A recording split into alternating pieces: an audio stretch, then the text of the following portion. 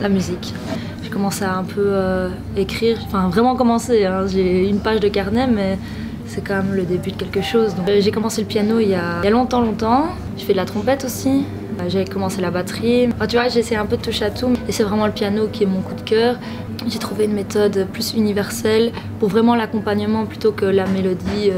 Comme ça je peux chanter parce que même si j'estime que j'ai pas une voix plus belle qu'un autre ou qu'une autre, j'ai quand même envie de l'exprimer. Don't Look Up, que j'ai vraiment adoré.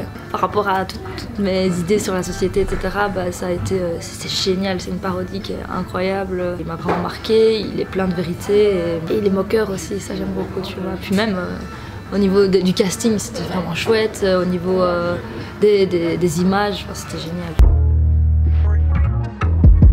Le Cinémathèque Orchestra, et parce qu'il y a le violoncelle qui est... Enfin, je sais pas, moi ça me transfère, c'est un truc de fou. Pourtant, je n'ai jamais joué non plus. Alors, je suis pas obligée de jouer un instrument pour l'apprécier.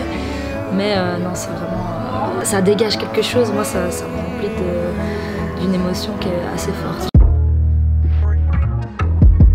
La manière dont j'ai développé ma personnalité par rapport à mes expériences passées, j'aurais préféré être plus confiante, etc.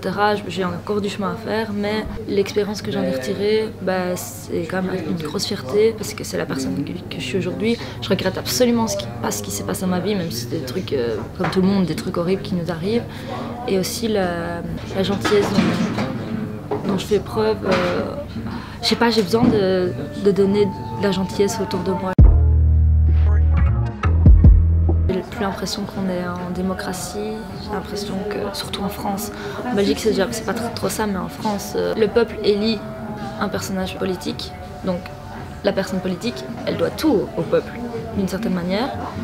Et puis une fois qu'elle est élue, coup de pied, on s'en fout, allez c'est bon.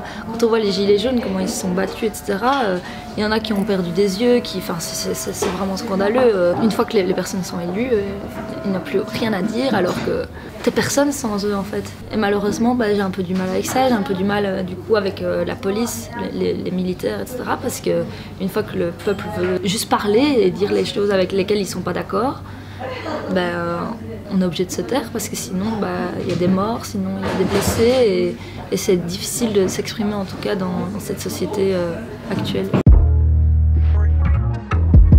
C'est l'amour, c'est clairement l'amour. Sans amour, on voit bien les gens qui vivent sans amour, comment ils sont, ils vivent que pour autre chose, pour des choses qui sont matérielles, qui n'ont pas de valeur et ils sont en train de s'autodétruire, de détruire la planète à cause de ça. Non, l'amour c'est ce qu'il y a de plus beau.